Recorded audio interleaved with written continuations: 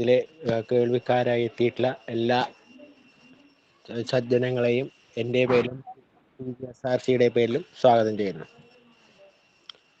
തുടങ്ങാം. ഇന്ന് എല്ലാരും കേറിയിട്ടില്ല, 9 പേരായാലും തോന്നുന്നു അല്ലേ?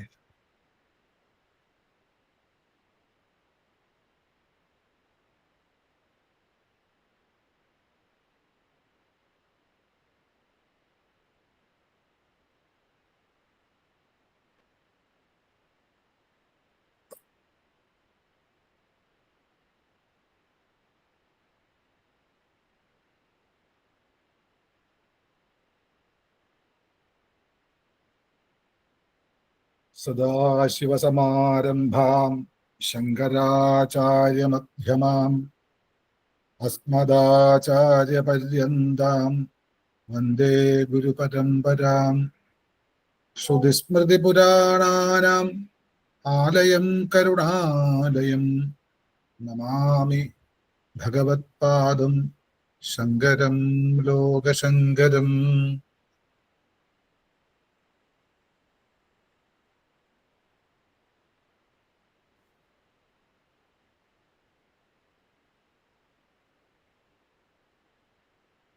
എല്ലാവർക്കും നമസ്കാരം. ഇന്ന് ക്ലാസ്സിൽ ജോയിൻ ചെയ്ത് കുറച്ചു പേര് ഉള്ളൂ, 12 പേരൊക്കെ ആയിട്ടുള്ളൂ. എങ്കിലും ക്ലാസിന്റെ ധർമ്മം ഒരാളാണെങ്കിലും പഠിക്കുക എന്നുള്ളതാണല്ലോ.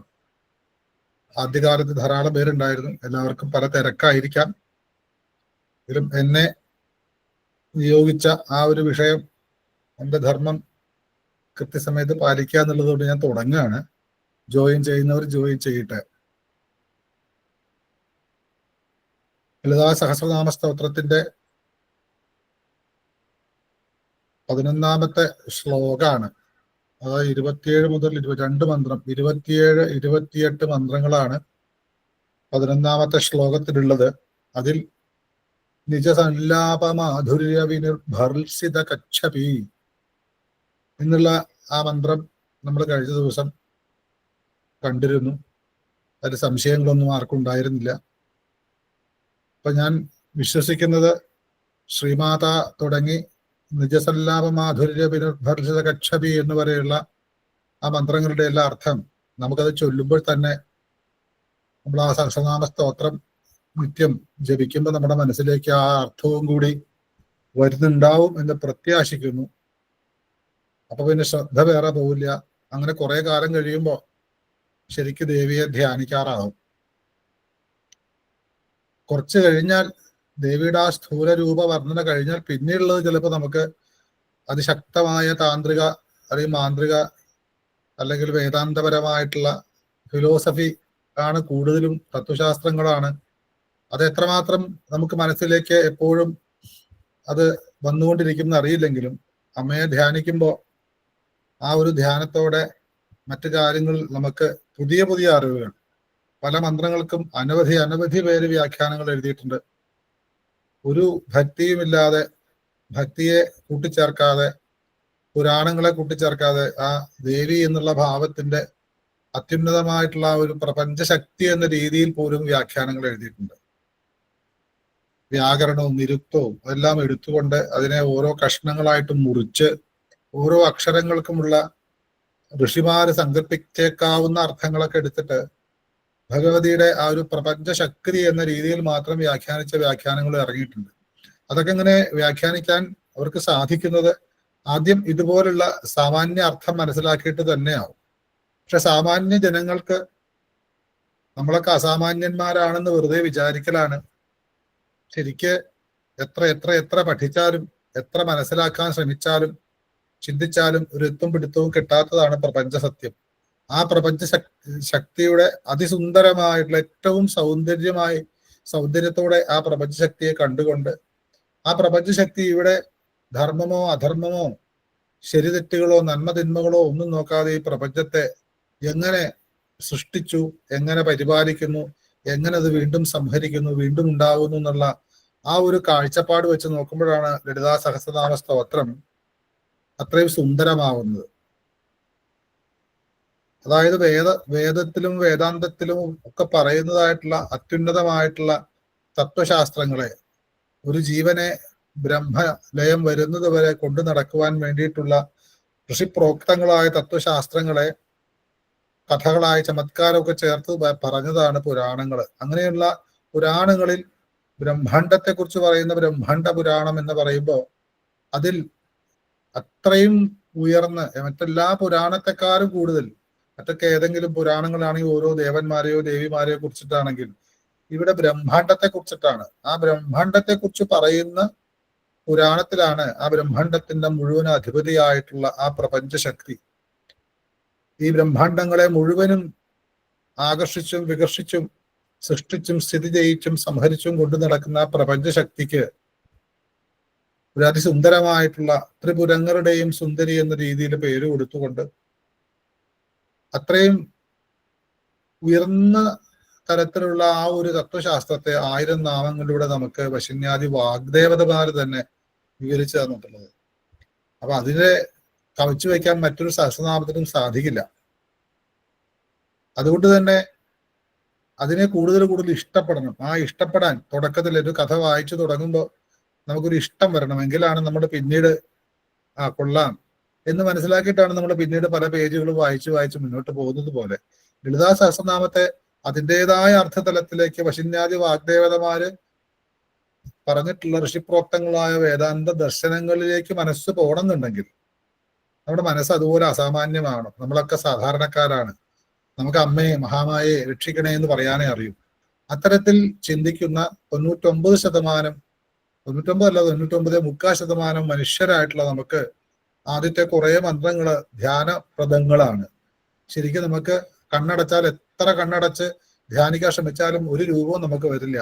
നമ്മൾ വിചാരിക്കുന്നതിന് വേറൊരു രൂപം വരിക. പക്ഷെ ഇത് അതിന്റെ അർത്ഥം മനസ്സിലാക്കിക്കൊണ്ട് ഓരോ മന്ത്രവും ജപിക്കുമ്പോൾ ആ ഒരു ഭാവം, അമ്മ എന്നുള്ള ഭാവം വന്ന് എൻ്റെ അമ്മ മഹാരാജ്ഞിയാണ്, അമ്മ സിംഹാസനത്തിലാണ് ഇരിക്കുന്നത്, ഇങ്ങനെ ചിന്തിച്ചു പോരാൻ പറ്റുന്ന അനേകം മന്ത്രങ്ങളിലൂടെയാണ് ഇപ്പൊ നമ്മൾ പോയിക്കൊണ്ടിരിക്കുന്നത്. അതിന് 11ാമത്തെ ശ്ലോകത്തിൽ നമ്മൾ പറഞ്ഞു, അമ്മ വാ തുറന്ന് എന്തെങ്കിലും ഒന്ന് സംസാരിച്ചു പോയാൽ സാക്ഷാൽ സരസ്വതി, വാഗ്ദേവതയായിട്ടുള്ള സരസ്വതി തന്റെ കച്ചപി എന്ന ഏറ്റവും അതിസുന്ദരമായിട്ടുള്ള സംഗീതം ആലപിക്കുന്ന, മീട്ടാൻ സാധിക്കുന്നതായിട്ടുള്ള തന്റെ കച്ചപി എന്ന വീണ എടുത്തു മാറ്റിവെക്കും. കാരണം അതിന് സ്വരമാധുരി കുറവാണെന്ന് സരസ്വതി ദേവി തന്നെ തീരുമാനിച്ചു മാറ്റിവെക്കും. അപ്പോൾ സാക്ഷാൽ സരസ്വതിയുടെ കച്ചപി വീണയേക്കാളും മാധുര്യം നിറഞ്ഞതാണ് അമ്മയുടെ സാധാരണയുള്ള ഒരു സംസാരം, ഒരു വാക്ക്, ഒരു ശബ്ദം എന്ന് പറയുമ്പോൾ കവിഞ്ഞ് അതിനെ ഉപമിക്കാൻ ഈ ലോകത്തൊന്നിനും പറ്റില്ല. അത് നമ്മൾ കഴിഞ്ഞ ദിവസം കണ്ടു. അപ്പൊ നമ്മളിങ്ങനെ ഓരോന്ന് ആലോചിച്ചറിയാം. നമ്മൾ അമ്മ പരിപൂർണമായിട്ടും ഉയർന്നു വന്ന അമ്മയെ മൊത്തത്തിൽ അങ്ങനെ വിചാരുണ പ്രഭാപൂരമജ്ജത് ബ്രഹ്മാണ്ഡ മണ്ഡലയായിട്ട് കണ്ടിട്ട് 4 കൈകൾ കണ്ട് ഇങ്ങനെ വന്ന് മുഖം എത്തി, നാസിക കണ്ടു, ചുണ്ട് കണ്ടു, പല്ല് കണ്ടു. പിന്നെ നാവിന്റെ പ്രയോഗം എന്നുള്ളത് അത് പറയുന്നതിന് മുമ്പ് തന്നെ അമ്മ കർപ്പൂര പീടിക കഴിച്ചിട്ടാണ് ഇരിക്കുന്നത്. അത്ര സന്തോഷവതിയാണ് അമ്മ. പിന്നെ നാവിന്റെ ശബ്ദം, അത് ശബ്ദമാണ് അല്ലെ. ആ ശബ്ദം കച്ചപി എന്ന സരസ്വതിയുടെ വീണേക്കാളും മാധുര്യം നിറഞ്ഞതാണ് ലളിതാ പരമേശ്വരിയുടെ ഓരോ വാക്കും എന്ന് കണ്ടതിന് ശേഷം പിന്നെ താഴോട്ട് പോകുന്നതിന് തൊട്ട് മുമ്പ് ഒന്നും കൂടെ അമ്മയുടെ മുഖത്തില് വശന്യാദി വാഗ്ദേവതമാര് വർണ്ണിക്കുന്നു, അല്ലെങ്കിൽ ഉപമിക്കുന്നു. മന്ദസ്മിത പ്രഭാപൂരമജ്ജത് കാമേശ മാനസ. ഇവിടെ മാനസ എന്നാണ്, ഒരു മനസ്സോട് കൂടിയവളാണ്. എന്താണ് കാമേശ മാനസ? കാമേശന്റെ മനസ്സോട് കൂടിയവൾ. അപ്പൊ കാമേശന്റെ മനസ്സോട് കൂടിയവൾ എന്ന് പറയുമ്പോൾ സാധാരണ കാമേശന്റെ മനസ്സോട് കൂടിയവൾ എന്നൊരു അർത്ഥം. അങ്ങനെയല്ല, ആ കാമേശന്റെ മനസ്സിന് ഒരു പ്രത്യേകത ഉണ്ടാവാം, അല്ലെങ്കിൽ ഇത് പറയേണ്ട കാര്യമില്ല ഇവിടെ. കാരണം ഇത്രയൊക്കെ പറഞ്ഞു വന്ന് അമ്മയുടെ ശബ്ദമാധുര്യം പറഞ്ഞിട്ട് കാമേശ്വരന്റെ അടുത്തേക്ക് പോകേണ്ട കാര്യമില്ല. പക്ഷെ അതിന്റെ ഉപമ അല്ലെങ്കിൽ വിശേഷണങ്ങൾ അങ്ങനെ നോക്കി വരുമ്പോഴാണ് അവസാനത്തുനിന്ന് പുറകോട്ട് വരുമ്പോ ശരിക്കും മനസ്സിലാവും. മാനസ കാമേശ മാനസ എന്നിട്ട് പറയുന്നു മജ്ജത് കാമേശ മാനസ. മജ്ജത്തായിട്ടുള്ള കാമേശ മാനസത്തോട് കൂടിയവൾ. അമ്മയ്ക്കുള്ള മന്ത്രാണ്. അമ്മയെ നമസ്കരിക്കുകയാണ്. അല്ലെങ്കിൽ അമ്മയെ സ്തുതിക്കുകയാണ്. അപ്പൊ ഏതോ ഒരു മനസ്സാണ്, അതായത് കാമേശന്റെ മനസ്സാണ്. അവിടെ ആ കാമേശന്റെ മനസ്സ് മജ്ജത്താണ്. അർത്ഥം നമുക്ക് പറയാം. പിന്നെന്താ? പ്രഭാപൂരമജ്ജത് കാമേശമാനസ, സ്മിതപ്രഭാപൂരമജ്ജത് കാമേശമാനസ, മന്ദസ്മിത പ്രഭാപൂരമജ്ജത് കാമേശമാനസ. ഇവിടെ എത്ര വാക്കുകളുണ്ട്? മന്ദ, അത് രണ്ടാക്കേണ്ട കാര്യമില്ല. മന്ദസ്മിത അല്ലെങ്കിൽ മന്ദസ്മിത എന്നെടുത്താലും കുഴപ്പമില്ല. പ്രഭാപൂര മജ്ജത്ത് കാമേശ മാനസ. അത് ഈ പ്രഭാ പൂര എന്നെടുക്കുന്നതിന് വിരോധമില്ല. പക്ഷെ ശരിക്കും ഇവിടുത്തെ പദങ്ങളായിട്ട് ചിന്തിച്ചാൽ മന്ദസ്മിത, പ്രഭാപൂര, മജ്ജത്ത്, കാമേശമാനസ, ഇത്രയും പദങ്ങൾ ചേർന്നിട്ടാണ് 28ാമത്തെ മന്ത്രം പറയുന്നത്. മന്ദസ്മിത പ്രഭാപൂര മജ്ജത് കാമേശമാനസ. ചൊല്ലുമ്പോ അർത്ഥം മനസ്സിലായി കഴിഞ്ഞാൽ നമ്മൾ അക്ഷരം തെറ്റിക്കില്ല. അതിന്റെ ആ ഒരു ശക്തി കൊടുക്കേണ്ടടുത്ത് അല്ലെങ്കിൽ കുറച്ച് ശക്തി കുറയ്ക്കേണ്ടടുത്ത് നന്നായിട്ട് എടുത്തു പറയണ, സ്ട്രെസ്സായിട്ട് പറയേണ്ടതൊക്കെ നമ്മൾ തന്നെ ചൊല്ലും. ഇവിടെ പലരും മന്ദസ്മിത പ്രഭാ പൂരമഞ്ജ ഇങ്ങനെയൊക്കെ ചൊല്ലുന്നവരുണ്ട്. അതിനൊന്നും ആവശ്യമില്ല. ഒരു പൂരോ തൃശ്ശൂർ പൂരോ ഒന്നും അല്ലത്. ഇത് മന്ദസ്മിത എന്നുള്ള വാക്ക് ഒന്നിച്ച് തന്നെയാണ്, പ്രഭാപൂരം ഒന്നിച്ച് തന്നെയാണ്, മജ്ജത് എന്നുള്ളത് ഒരു വാക്കാണ്, കാമേശമാനസ എന്നുള്ളത് വാക്കാണ്. അപ്പോഴതിന് അർത്ഥം ശരിയാകും. അപ്പൊ ഇവിടെ എന്താണ് ഈ കാമേശമാനസ എന്നുള്ളത് നമുക്ക് മനസ്സിലായി. കാമേശന്റെ മനസ്സ്, അതിന് നമുക്ക് അർത്ഥം നോക്കാം. ആ കാമേശന്റെ മനസ്സ് എങ്ങനെയുള്ളതാണ്? ആ കാമേശ മനസ്സിന്റെ വിശേഷണമാണ് ഇവിടെ പ്രധാനം. എന്താണ്? മജ്ജത്താണ്. മജ്ജത്ത് എന്ന് വെച്ചാൽ മുങ്ങിപ്പോയി എന്നാണ്.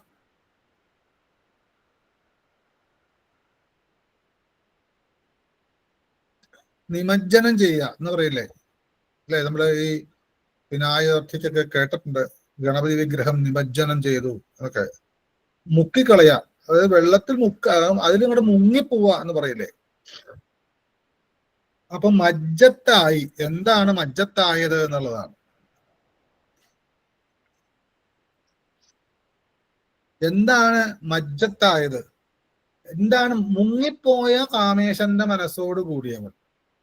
അപ്പോ അമ്മയുടെ എന്തോ ഒരു ഭാവം, അമ്മയൊന്ന് സംസാരിച്ചപ്പോ സരസ്വതി തന്റെ വീണ എടുത്തു മാറ്റി വെച്ചു എന്ന് പറയുന്ന അങ്ങനെയുള്ള സരസ്വതി വീണയോട് കൂടിയവൾ അല്ലെ? നിജസല്ലാഭമാധുര്യ വിനിർഭക്ഷിത കച്ഛപി.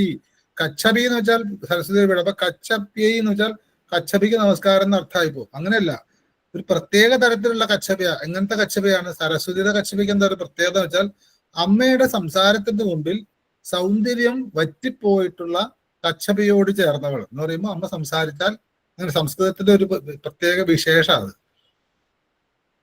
അതിനോട് ചേർന്നവളാണ്. ഇതുപോലെ ഇവിടെ ഒരു കാമേശമാനസത്തോട് ചേർന്നവളാണ്.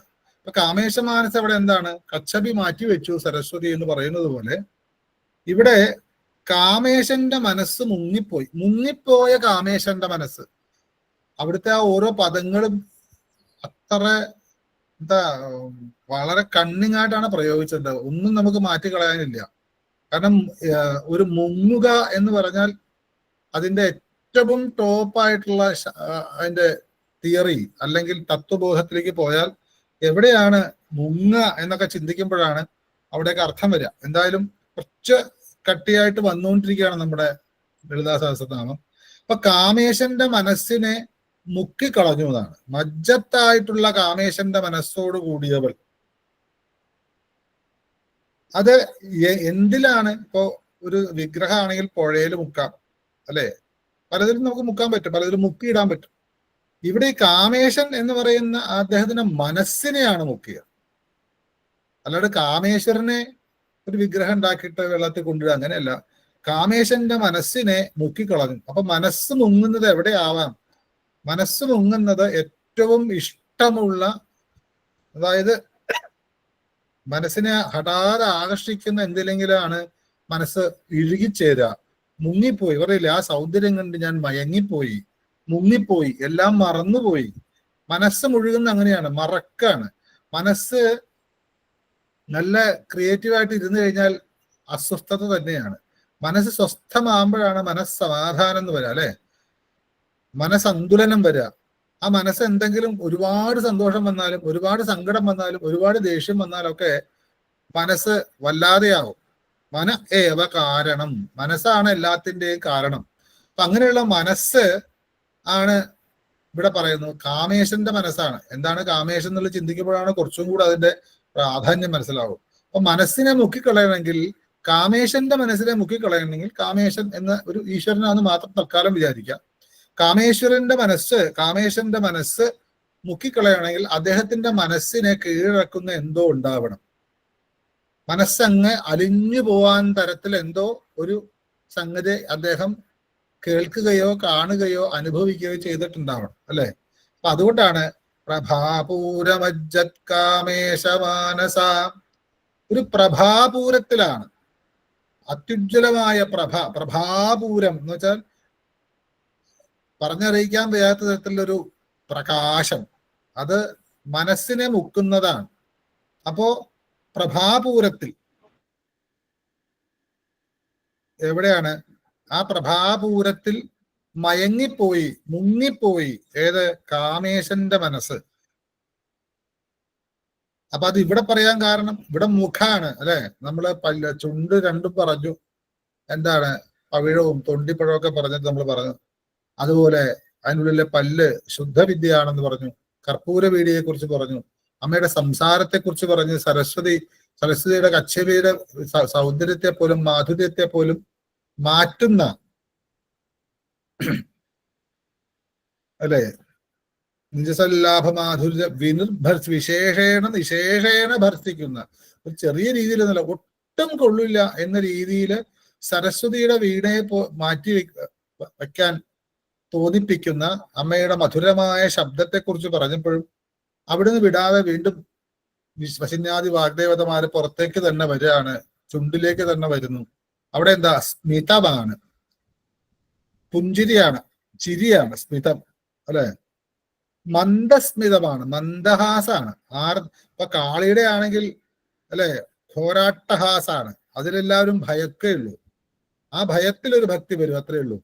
ഇവിടെ സ്മിതമല്ല, വളരെ കാൽക്കുലേറ്റ് ചെയ്ത രീതിയിൽ നമ്മുടെ ഉള്ളിലെല്ലാം മനസ്സിലാക്കിയിട്ട് എന്തോ വിചാരിച്ചിട്ട്, മന്ദസ്മിത എപ്പോഴാ വരെ നമ്മളൊക്കെ ആലോചിക്കുക, ഒന്ന് ചെറുതായിട്ട് ആരും കാണാതിരിക്കുക എന്നുള്ളതല്ല.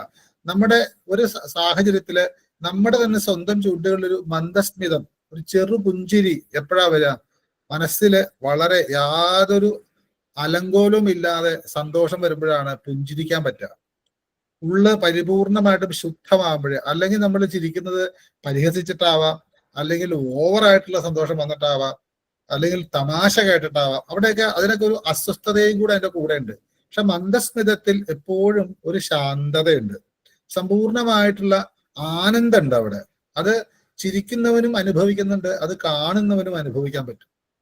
ഇവിടെ അമ്മ ചിരിക്കലല്ല ഉണ്ടായത്, ഹാസമല്ല, അട്ടഹാസം ഒന്നുമല്ല, മന്ദഹാസാണ്, മന്ദസ്മിതമാണ്. ആ മന്ദസ്മിതം കൊണ്ട് എന്താ ഉണ്ടാവുന്നത്? അവിടെ മന്ദസ്മിതമാണ്. നമ്മളൊക്കെ മന്ദസ്മിതം എങ്ങനെയാ? നമുക്ക് ചിരിക്കാൻ പോലും അറിയില്ല, അല്ലെ? ഒരു നല്ല വാക്ക്, ഒരു നല്ല പുഞ്ചിരി മറ്റുള്ളവർക്കായി കൊടുത്താൽ മാത്രം മതി, പരോപകാരമാവും എന്നൊക്കെ മഹാത്മാക്കൾ പറയാറുണ്ട്. നമുക്ക് ചിരിക്കാനേ അറിയില്ല. ഉള്ളിൽ വല്ലാത്ത രീതിയിൽ ദേഷ്യമോ അസൂയയോ കുശുമ്പോ അല്ലെങ്കിൽ വെറുപ്പൊക്കെ വെച്ചുകൊണ്ട് നമ്മള് മറ്റുള്ളവരെ കാണിക്കാൻ അഭിനയിക്കുകയാണ്. നമ്മൾ ചിരി ഒരിക്കലും അഭിനയിക്കാൻ പാടില്ലാത്തതാണ്. നമ്മൾ ചിരിച്ചു പോയാൽ മറ്റുള്ളവർക്ക് മനസ്സിലാവും എന്തോ എന്നെ പരിഹസിക്കുകയാണെന്ന് ഇപ്പൊ തോന്നും. ഇന്നത്തെ കലികാല വൈഭവം അതാ.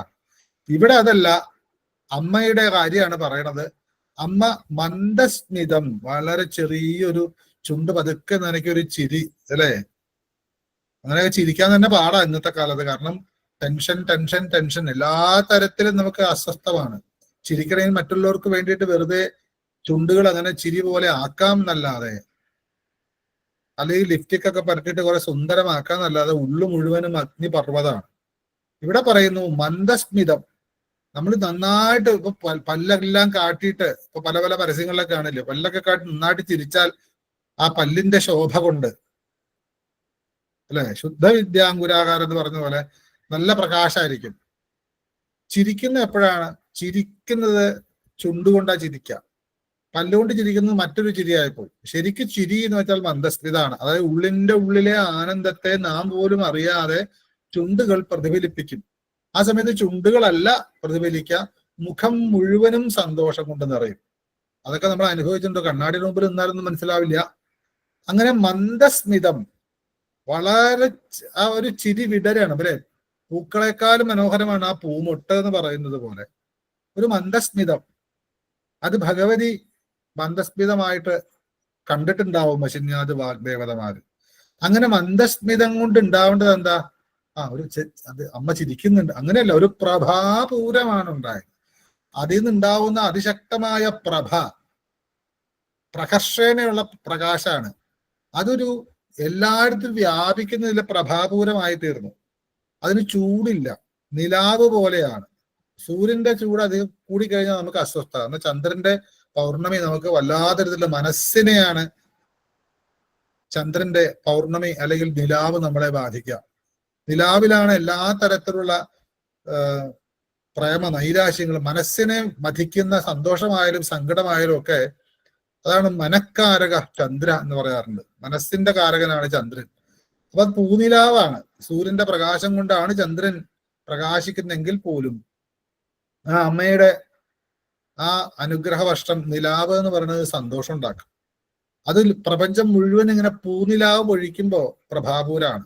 അപ്പൊ ചന്ദ്രന്റെ പൗർണമിയുടെ പ്രഭാപൂരം പോലെ, ആ നിലാവ് പോലെ അമ്മ ഒന്ന് ചിരിച്ചപ്പോ അമ്മയുടെ ഒരു മന്ദസ്മിതം കൊണ്ട് ഒരു പ്രഭാപൂരം, ഒരു പൂനിലാവ് പോലെ ഒരു പ്രകാശം ഉണ്ടായിട്ട്, ആ പൂനിലാവ് പോലെയുള്ള ആ മന്ദസ്മിതത്തിന്റെ പ്രകാശത്തിൽ മജ്ജത്തായി പോയി, മുങ്ങിപ്പോയി. ആര്?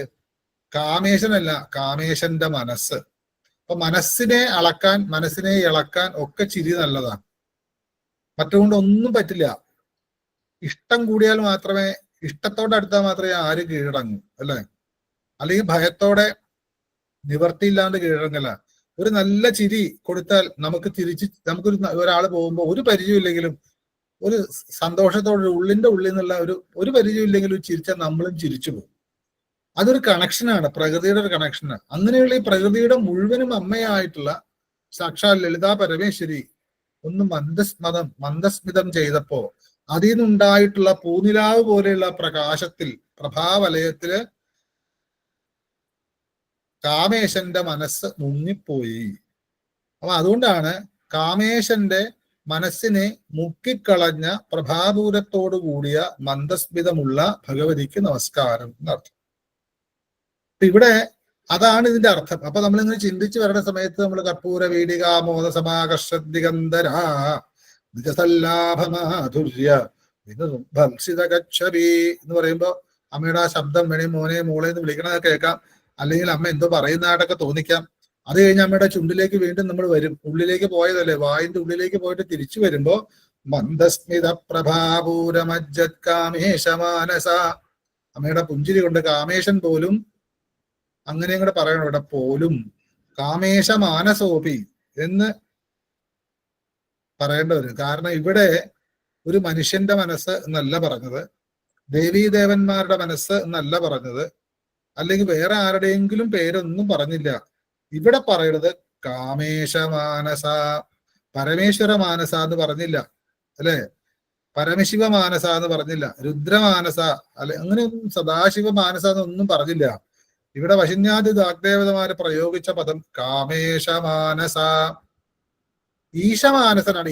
ഏതിന്റെയോ ഒരു ഈശത്വം, അതിന്റെ പരിപൂർണ അതോറിറ്റി ആയിട്ട്, അതിനെ സമ്പൂർണമായിട്ട് കൺട്രോൾ ചെയ്യുന്ന ഒരു ഭാവമുള്ള ഒരാളുടെ മനസ്സാണ് എന്തിന്റെ ഈശനാണ്? ഈശൻ എന്നത് അധിപതി എന്നർത്ഥം. ഈശ്വരൻ എന്ന് പറയുന്നതിനേക്കാളും ശക്തിയാണ് ഈശൻ. അതിന്റെ കാമത്തിന്റെ ഈശ്വരനാണ്. കാമത്തിന്റെ ഈശ്വരന്റെ മനസ്സാണ്. ആലോചിച്ചു നോക്കൂ, കാമം എന്ന് പറയുന്നത് തന്നെ മനസ്സിന്റെ ഏറ്റവും അത്യുത്കടമായ ഭാവമാണ്. കാമദേവ മാനസ എന്നല്ല പറഞ്ഞത്, കാമത്തെ ജയിച്ചവന്റെ മനസ്സാണ്. അതായത് അതുകൊണ്ടാണ് ലളിതാ സഹസ്രനാമ സ്തോത്രത്തില് ഒരു സ്ഥലത്തും ഏതെങ്കിലും മോശം എന്ന് തോന്നുന്ന സ്ഥലത്തൊക്കെ നമുക്ക് തെറ്റിദ്ധരിച്ചിട്ടുണ്ടെങ്കിൽ അവിടെ എല്ലാം കാമേശ്വരൻ എന്നുള്ള പേരുണ്ടാവും, അല്ലെങ്കിൽ കാമേശൻ എന്ന പേരുണ്ടാവും. എന്താ കാരണം? കാമത്തെ ജയിച്ചവന് മാത്രമേ അമ്മയെ അറിയാൻ കഴിയൂ. അമ്മയുടെ പുഞ്ചിരി മനസ്സിലാക്കണമെങ്കിൽ, അമ്മയുടെ പുഞ്ചിരിയിൽ നമ്മൾ ലയിക്കണമെങ്കിൽ, നമ്മുടെ സാധാരണ ജീവിതത്തിലെ കാമക്രോധ ലോഭ മോഹ മത മത്സരാദികൾ ഉണ്ടായാൽ, ഒരല്പമെങ്കിലും ഉണ്ടെങ്കിൽ നമുക്ക് കാണാൻ സാധിക്കില്ല പുഞ്ചിരി. ആ മന്ദസ്മിത പ്രഭാപൂരത്തെ അനുഭവിക്കാൻ കഴിയില്ല. അതുകൊണ്ട് അതിനെയെല്ലാം മനുഷ്യന്റെ ആ മനസ്സിന്റെ ഏറ്റവും ഉത്തുംഗമായ ഔന്നത്യം, അതിന്റെ ഏറ്റവും ആ അവസ്ഥയിൽ എത്തി എന്ന് പറയുന്ന അവസ്ഥ ഏതാണ്? കാമേശനാണ്. കാരണം പ്രപഞ്ചത്തിന്റെ ഉൽപ്പത്തി കാമത്തിൽ നിന്നാണ്. ധർമ്മം, അർത്ഥം, കാമം, മോക്ഷം എന്നുള്ളതാണ് അല്ലെ. അതിലെ പുരുഷാർത്ഥങ്ങളിലെ 4 ഭാരതീയ സംസ്കാരം പറയുന്ന ഈ പ്രപഞ്ച ജീവിതത്തിന്റെ, പ്രത്യേകിച്ച് മനുഷ്യ ജീവിതത്തിന്റെ അടിസ്ഥാന തൂണുകൾ എന്ന് പറയുന്നത്, ആർഷഭാരത സംസ്കാരത്തിന്റെ നെടും തൂണുകൾ എന്ന് പറയുന്നത് ധർമ്മവും അർത്ഥവും കാമവും മോക്ഷവുമാണ്. എല്ലാവർക്കും അറിയാം പുരുഷാർത്ഥം എന്ന് പറയും. പുരുഷന്റെ അർത്ഥം എന്താന്ന് ചോദിച്ചാൽ ധർമാർത്ഥ കാമ മോക്ഷങ്ങളാണ്. അതിലെ ലക്ഷ്യം എന്ന് പറയുന്നത് മോക്ഷം. മോക്ഷം എന്ന് പറഞ്ഞാൽ പിന്നെ രണ്ടില്ലാത്ത അവസ്ഥയാണ്. അവിടെ നമുക്ക് സൗന്ദര്യം ആസ്വദിക്കാനോ മറ്റൊന്നിനും പറ്റില്ല. ഒരു മന്ത്രം പോലും ജപിക്കാൻ പറ്റില്ല. കാരണം ജപിക്കുന്നത് ഞാൻ തന്നെ, ജപവും ഞാൻ തന്നെ, മന്ത്രവും ഞാൻ തന്നെ അവസ്ഥ എത്തിക്കഴിഞ്ഞാൽ അവിടെ ശരിക്കും അനുഭവമില്ല. ഞാൻ എന്റെ ഗുരുനാഥനോട് ഒരിക്കൽ ചോദിച്ചിട്ടുണ്ട്, ഈ ബ്രഹ്മത്തിൽ ലയിച്ചാൽ എന്താണ് അനുഭവം? ബ്രഹ്മമായി തീർന്ന ബ്രഹ്മത്തിന് എന്താ അനുഭവം? ഡ്രൈ ആണ് എന്ന് പറഞ്ഞിട്ടുണ്ട്. കാരണം അനുഭവിക്കാൻ ആളുണ്ടെങ്കിലേ അനുഭവം പറയാനുള്ളൂ. അവിടെ ആളില്ല അല്ലേ. സമുദ്രത്തിൽ നിന്നും ഒരു തുള്ളി എടുത്താൽ മാത്രം ആ തുള്ളിക്ക് എന്തെങ്കിലുമൊക്കെ ഒരു നമുക്ക്, പക്ഷെ സമുദ്രത്തിൽ ലയിച്ച അനേകായിരം കോടിക്കണക്കിന് തുള്ളികൾക്ക് എന്താ അനുഭവം? കടൽ അല്ലെങ്കിൽ സമുദ്രം എന്ന് പറയാനേ പറ്റൂ. അതിന് അതിൻ്റെതായിട്ടുള്ള സ്വഭാവം ഉണ്ടാവുമെന്ന് മാത്രം. കടലിന്റെ സ്വഭാവം എന്നേ പറയാൻ പറ്റും. ബ്രഹ്മ സ്വഭാവമാവും. അവിടെ സ്ത്രീ എന്നോ പുരുഷൻ എന്നോ മനുഷ്യൻ എന്നോ ചരാചരങ്ങളിൽ നിന്നും ഒന്നും വ്യത്യാസമില്ലാത്ത ഒരു എനർജി ഫ്രീക്വൻസിയിലേക്ക് എത്താൻ നമ്മൾ അവിടെ ഒന്നും എത്തിയിട്ടില്ല. ആരും പറഞ്ഞിട്ടില്ല. അനിർവചനീയം എന്ന് ഋഷിമാര് പറഞ്ഞു വെച്ചു.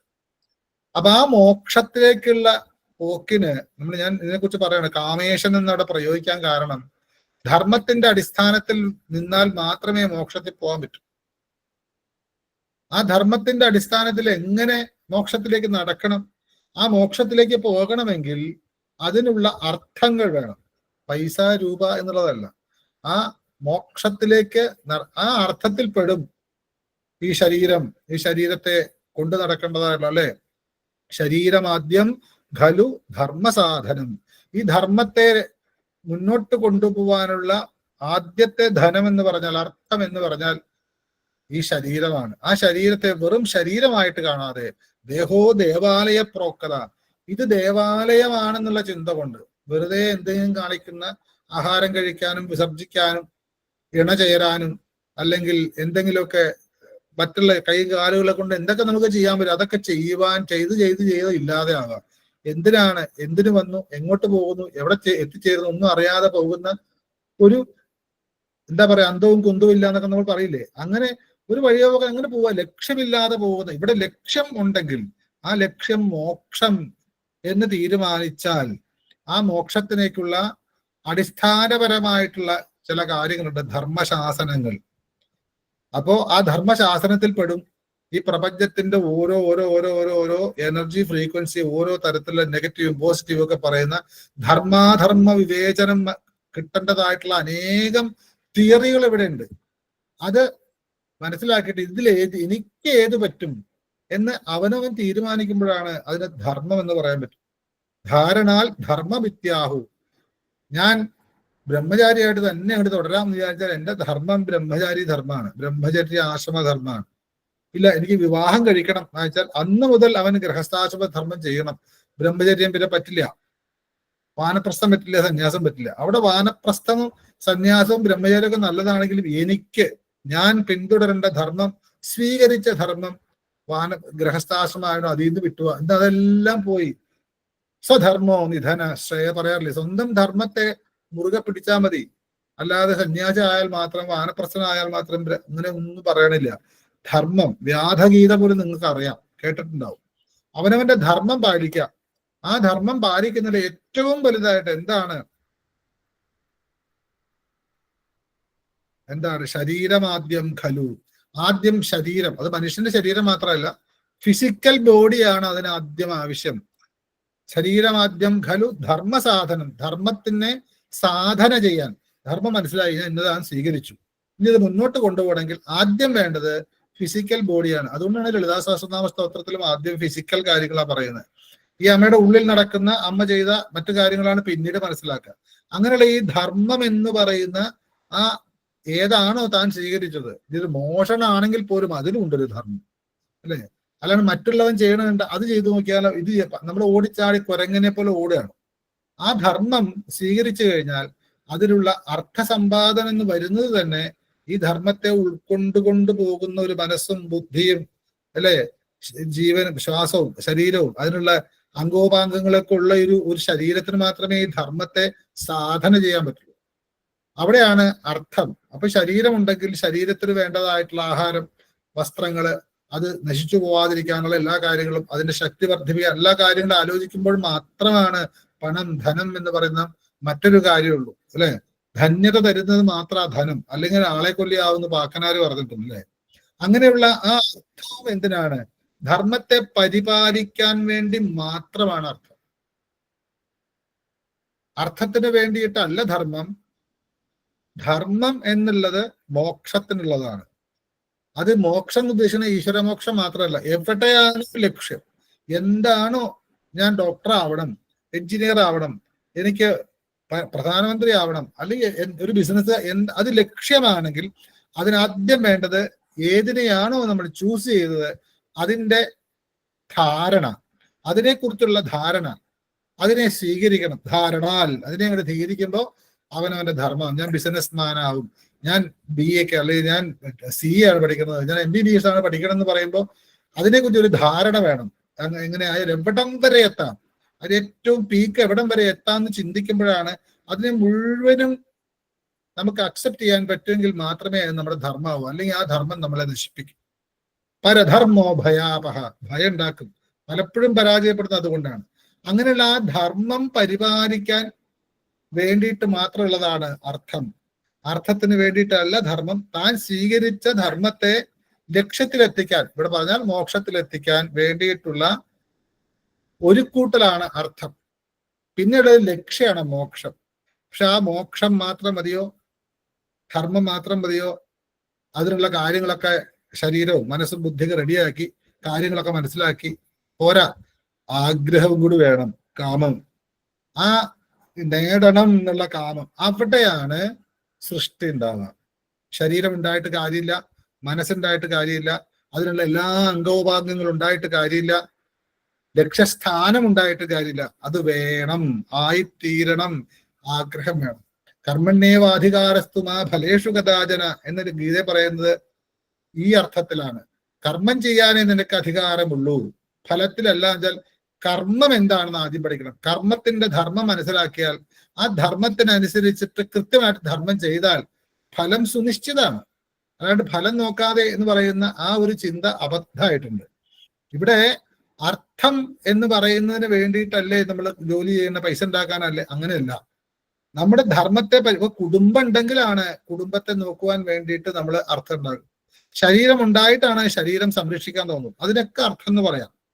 അങ്ങനെയുള്ള താൻ ആരാണ്, താൻ എന്താണ് എന്ന് മനസ്സിലാക്കിയിട്ട് ആ ധർമ്മത്തെ പരിപാലിക്കാനുള്ള അർത്ഥസമ്പാദനം ചെയ്യുന്ന മാത്രം പോരാ, ലക്ഷ്യത്തിലെത്തുവാനുള്ള കാമം ഉണ്ടാവണം.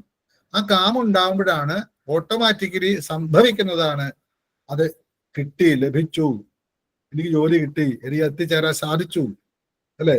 അതിന് മോക്ഷം എന്ന് പറയാൻ സാധാരണ. അപ്പൊ ഇവിടുത്തെ എന്താണ്, പ്രപഞ്ചത്തെ മുച്ചം നോക്കുമ്പോ ഈ പ്രപഞ്ചത്തിന്റെ ധർമ്മം എന്താണ്, പ്രപഞ്ചത്തെ നിലനിർത്തുന്ന ധർമ്മം, അതിനെ കുറച്ചു കഴിഞ്ഞാൽ കുറെ അർത്ഥങ്ങൾ പറയുന്നുണ്ട്. ഈ പ്രപഞ്ചത്തെ ധരിക്കുന്ന ഒരു അവസ്ഥയുണ്ട്, അതിൻ്റെതായുള്ള അർത്ഥങ്ങളുണ്ട്. പിന്നെ ഇതിന്റെ ശരിയായ ലക്ഷ്യം മോക്ഷാണ്. രണ്ടായിട്ട് വന്നത് ഒന്നായി തീരുക എന്നുള്ളതാണ് പ്രപഞ്ചധർമ്മം. പ്രപഞ്ചമായി തീർന്നത് പ്രളയമായി തീരുക എന്നുള്ളതാണ്. പ്രകർഷേണ പഞ്ചം, പൃഥ്വി, അപ്പ്, തേജസ്, വായു, ആകാശം എന്നുള്ളത് ഒരു ബ്രഹ്മാണ്ടത്തോളം വലിപ്പത്തിൽ അത് യോജിച്ചപ്പോഴാണ് പ്രപഞ്ചമായത്. അതെന്ന് പഞ്ചീകരണം ചെയ്ത് എല്ലാം പൃഥ്വിയും അപ്പും തേജസ്സും വായുവും ആകാശം വേറെ വേറെ ആകുന്നു, അന്ന് പ്രലയമായി. ഇത് പ്രപഞ്ചത്തിലില്ലേ, അതാണ് പ്രളയം എന്ന് പറയുന്നത്. പക്ഷെ ആ ഒരു ലക്ഷ്യത്തിലേക്ക് എത്തണമെങ്കിൽ അങ്ങനെയൊന്നുമല്ലാതെ ഈ പ്രക്രിയക്ക് ധർമ്മത്തിന്റെയും അധർമ്മത്തിന്റെയും പ്രകൃതിയുടെ ഈ പ്രക്രിയകൾക്ക് അപ്പുറത്തെത്താവുന്ന അവസ്ഥയ്ക്കാണ് മോക്ഷം. ആ മോക്ഷത്തിന് ആവശ്യം കാമമാണ്. അങ്ങനെ പ്രപഞ്ചത്തോളം വലിപ്പമായ ആ കാമങ്ങളുടെ മുഴുവനും ജയിച്ച ആള് ആരോ അയാളാണ് കാമേശ്വരൻ എന്ന് പറയുന്ന അവസ്ഥ. ആ കാമേശ്വരൻ ആരാണ്? ഇവിടെ നമ്മൾ പറയുന്നു സദാശിവൻ, ശിവൻ എന്ന് പറയുന്ന അവസ്ഥയാണ്. കാമേശ്വരൻ എന്ന് വെച്ചാൽ വേറെ ആർക്കും ആ പേരില്ല. കാമേശ്വരൻ എന്ന് വെച്ച് കഴിഞ്ഞാൽ കാമദേവനല്ല, കാമദേവനെ ജയിച്ചവൻ ഒരർത്ഥമുണ്ട്. അല്ലാതെ കാമത്തെ മുഴുവനും ജയിക്കുക, വൈരാഗി എന്നൊരർത്ഥം. ഒന്നിലും മനസ്സ് പതറാത്തവനാരോ എത്തിച്ചേർന്നു. ഇനി എനിക്ക് ഒന്നുമില്ല, ഞാൻ കാരണം തുടക്കം, പ്രപഞ്ചത്തിന്റെ തുടക്കം കാമയത ബഹുസ്യാം പ്രജായയ, അവൻ ആഗ്രഹിച്ചു പലതായി ഭവിക്കട്ടെ എന്ന്. ഞാൻ പലതായി ഭവിക്കട്ടെ എന്ന് ആഗ്രഹിച്ചത് കൊണ്ടാണ് പ്രപഞ്ചം ഉണ്ടായത്. ഈ പ്രപഞ്ചത്തിന്റെ തുടക്കം തന്നെ കാമത്തിലാണ്. നമ്മൾ ഉദ്ദേശിക്കുന്ന സെക്സ് അല്ല. കാമം എന്ന് വെച്ചാൽ കാമാക്ഷിയുടെ കഥ വരുമ്പോൾ നമുക്ക് പറയാം, ഈ പ്രപഞ്ച മനസ്സ്, ചിതി എന്ന് പറയുന്ന ആ ചിത്ത് എന്ന് പറയുന്ന ആ മനസ്സിന് ഒരു സമയത്തുണ്ടായിട്ടുള്ള ഒരു സ്ഫുലിംഗം, അതിന് പിന്നീട് ഋഷിമാരിട്ട പേരാണ് കാമം. ഒരു സങ്കല്പമുണ്ടായി പ്രപഞ്ച മനസ്സിന്, ബഹുസ്യാം പ്രജായേയ, പലതായി ഭവിക്കട്ടെ എന്നൊരു സങ്കല്പം ഉണ്ടായതിന്റെ പേരിലാണ് പ്രപഞ്ചം ഉണ്ടായത്. അപ്പൊ പ്രപഞ്ചം ഉണ്ടായത് കാമത്തിൽ നിന്നാണെങ്കിൽ ഇനിയൊരു പ്രപഞ്ചം ഉണ്ടാവാതിരിക്കണമെങ്കിൽ ആ കാമത്തെ അതിജീവിക്കേണ്ടി വരും. പ്രപഞ്ചത്തോളം വലുതായ കാമത്തെ അതിജീവിച്ചവനാണ് കാമേശൻ. ഇപ്പൊ ഒരു തരത്തിലും ആകർഷിക്കാനോ വികർഷിക്കാനോ സാധിക്കാത്ത എന്താണ് മോക്ഷം എന്ന് പറയുന്ന അവസ്ഥ, അതായി തീർന്ന വ്യക്തി ആരോ അവനാണ് കാമേശൻ. ആ കാമേശന്റെ പോലും മനസ്സിനെ മുക്കിക്കളഞ്ഞു അമ്മയുടെ ഒരു ചെറു പുഞ്ചിരിക്ക് എന്ന് പറയുമ്പോൾ ഈ മഹാദേവി ആരായിരിക്കും? തീവ്ര വൈരാഗിയായ ശിവൻ, അതും ഇവിടെ പറയുന്നു കാമത്തെ മുഴുവനും അടക്കിയവൻ, ഒരാഗ്രഹമില്ല, ഒരാകർഷണത്തിലും പെടില്ല. അങ്ങനെയുള്ള ആ മഹാദേവൻ ദേവി ഒന്ന് ചിരിച്ചപ്പോ മയങ്ങിപ്പോയി. അതിനെന്താണ്, ഒരു കഥയുണ്ടോ? അങ്ങനെ ഒരു സംഭവം ഉണ്ടായിട്ടുണ്ടോ ചോദിച്ചാല്, സാക്ഷാൽ വശിനി കാമേശ്വരി മോദിനി വിമല അരുണ ജയിരി സർവേശ്വരി കൗളിനി എന്ന് പറയുന്ന ആ വശിന്യാദി വാഗ്ദേവതമാരായ അമ്മമാര് സാക്ഷാൽ ലളിതാ ത്രിപുര സുന്ദരിയുടെ ഉപദേശാർത്ഥം അല്ലെങ്കിൽ ആജ്ഞാർത്ഥം ലളിതാ സഹസ്രനാമ സ്തോത്രം രചിച്ചുകൊണ്ടിരുന്നപ്പോ ആദ്യമായിട്ട് എന്താണ് കണ്ടത്? ഉദ്യത്ഭാനു സഹസ്രാഭ എന്നൊക്കെ കാണുന്നതിന് മുമ്പ് ചിദഗ്നികുണ്ഡ സംഭൂത, അല്ലെ, ദേവകാര്യ സമുദ്യത, ഉദ്യത്ഭാനു സഹസ്രാഭ ചതുർബാഹു സമന്വിത രാഗസ്വരൂപപാശാഢ്യ ക്രോധാകാര അങ്കുശോജ്വല മനോരൂപേക്ഷുകോദണ്ഡ പഞ്ചതന്മാത്ര ഇങ്ങനെ പറഞ്ഞ നിജാരുണപ്രഭ പറഞ്ഞു നമ്മളിപ്പോ പാദം വരെ എത്തും. അങ്ങനെ ആ ഉയർന്നു വന്ന അമ്മയെ പൂർണ്ണമായിട്ട് ഇവിടെ കണ്ടപ്പോ, മുഴുവനായിട്ടില്ല, നമുക്ക് വന്ന സമയത്ത് ദേവന്മാരെല്ലാവരോടും പറഞ്ഞു മഹാരാജ്ഞിയായിട്ട് ശ്രീമാതാ ശ്രീ മഹാരാജ്ഞി. അടുത്ത ശ്രീ മഹാരാജ്ഞിയാണ്. ശ്രീമാതാവിനെ കുറിച്ച് പറയാണ്. ശ്രീമാത എന്ന് പറയുന്നത് ആ ശ്രീമാതാവ് ആരാണെന്നാണ് കുറേ മന്ത്രങ്ങളിൽ അമ്മയുടെ പാദാങ്കുലി വരെ പറയുമ്പോഴാണ് അത് പൂർണ്ണമാവുന്നത്. അപ്പൊ മുഴുവനുമായി അമ്മയുടെ ശിരസ് അമ്മ ഉയർന്നു വന്നു, ഇങ്ങനെ കണ്ടു. അപ്പോഴാണ് കൈകളിൽ 4 കൈകളുള്ളത് കണ്ട് അമ്മ ഇങ്ങനെ അടിമുട്ടി ഇങ്ങനെ നോക്കി കേശാദി പാദം താഴെ വരുമ്പോ അടുത്ത മന്ത്രമാണ് ശ്രീ മഹാരാജ്ഞി എന്ന് പറയാൻ പറ്റുള്ളൂ. അമ്മ മഹാരാജ്ഞിയാണ്. ആ മഹാരാജ്ഞിയായിട്ട് അമ്മയെ വാഴിക്കണം എന്ന് ദേവന്മാര് തീരുമാനിച്ചാൽ മഹാരാജ്ഞിയായിട്ട് വാഴിക്കണമെങ്കിൽ വിവാഹം കഴിക്കണം. ആ വിവാഹം കഴിക്കാൻ ഒറ്റയാൾക്ക്, കാരണം അമ്മയുടെ സാക്ഷാൽ ആ അവതരിച്ച അമ്മ എന്ന് പറയാൻ ആ അമ്മ സാക്ഷാൽ ഈ അവതരിക്കുന്ന കാര്യത്തിലും ഞാനും പലരോട് ചോദിക്കാറുണ്ട്. ചിദഗ്നികുണ്ഡ സംഭൂത എന്നാ പറഞ്ഞിരിക്കുന്നത്, അല്ലെ? ദേവന്മാര് ചെയ്ത ആ യാഗകുണ്ഡമായിട്ടുള്ള ചിദഗ്നികുണ്ഡത്തിൽ നിന്നും സമ്യക്കാകുമെണ്ണം ഉദ്ഭൂതയായതാണ്. അപ്പൊ അമ്മ അതിനു മുമ്പ് ഉണ്ട്. അമ്മ ജനിച്ചു എന്ന് പറഞ്ഞിട്ടില്ല, സംജാത എന്ന് പറഞ്ഞില്ല, സംഭൂത, ഭവിച്ചു എന്നാണ്. ഭവിക്കണതിനും ഉണ്ടാവണം. അതില് ചിദഗ്നികുണ്ഡ സംഭൂതയായിട്ട് ദേവകാര്യ സമുദ്യത ചിദഗ്നികുണ്ഡ സംഭൂത, ദേവന്മാരുടെ കാര്യത്തിന് വേണ്ടി വേണ്ടവണ്ണം ഉദിച്ചുയർന്നു എന്ന് പറയുമ്പോൾ ഉദിച്ചുയർന്നതാണ്. അപ്പോഴാണ് സംഭൂതയായത്. അപ്പൊ അമ്മ അതിനു മുമ്പുണ്ട്. ഇപ്പൊ ലളിതാ പരമേശ്വരി എന്ന് പറയുന്നത് ലളിതാ സഹസ്രനാമത്തിലൂടെ വന്നതല്ല, സാക്ഷാൽ ലളിതാ പരമേശ്വരി എന്ന് പറയുന്ന അമ്മ, ലളിതാ പരമേശ്വരി എന്നാണോ പേര് എന്ന് പറയാൻ പറ്റില്ല നമുക്ക്. അതിനു മുമ്പുള്ളൊരു അവസ്ഥയൊന്നും പറയാൻ ആർക്കും സാധിച്ചിട്ടില്ല. അങ്ങനെയുള്ള ആ ഒരു ഇതിലും, അതായത് സഹസ്രനാമത്തിലേക്ക് നമ്മളെ കൊണ്ടുപോയിട്ടുള്ള ചിദഗ്നികുണ്ഡ സംഭൂതയായ ദേവന്മാരുടെ കാര്യത്തിന് വേണ്ടിയിട്ട് വേണ്ടവണ്ണം ഉദിച്ചുയർന്ന ആ അമ്മയുടെ ശരിക്ക് പെർമനന്റ് അഡ്രസ്സ് എവിടെയാണ് ചോദിച്ചാൽ ഇതുവരെ ഞാൻ വായിച്ചിട്ടില്ല, ആരും പറഞ്ഞു തന്നിട്ടില്ല. ആ അമ്മയാണല്ലോ ഇതിൽ ജനിച്ചത്. അപ്പൊ അമ്മ ഇവിടെ നമുക്ക് അവതരിച്ചു കഴിഞ്ഞപ്പോ അമ്മയെ മുഴുവൻ ഇങ്ങനെ കണ്ടു. ആ കണ്ട അമ്മയെ ശ്രീ മഹാരാജ്ഞിയായിട്ട് പട്ടാഭിഷേകം ചെയ്യണമെങ്കിൽ ഭർത്താവ് വേണം.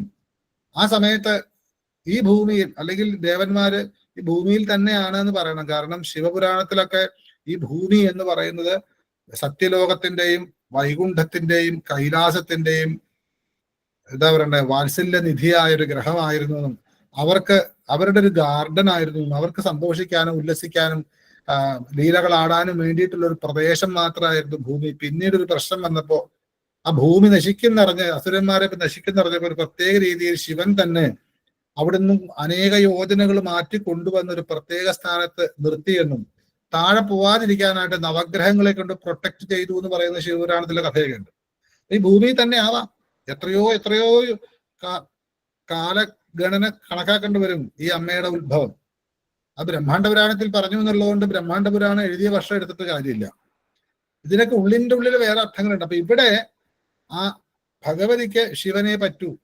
ആ ശിവനാണെങ്കിൽ തീവ്ര വൈരാഗ്യയായി ശരീരം മുഴുവൻ ഭസ്മം ധരിച്ച് ജടാവൽക്കലധാരിയായി ശ്മശാനത്തിലിരിക്കുന്ന അവസ്ഥയിൽ എങ്ങനെ വേടി കഴിപ്പിക്കാൻ, എങ്ങനെ വിവാഹം കഴിപ്പിക്കാൻ എന്ന് വിചാരിച്ച് ദേവന്മാര് വളരെ വിഷമിച്ച സമയത്ത് അവിടെ നിന്നും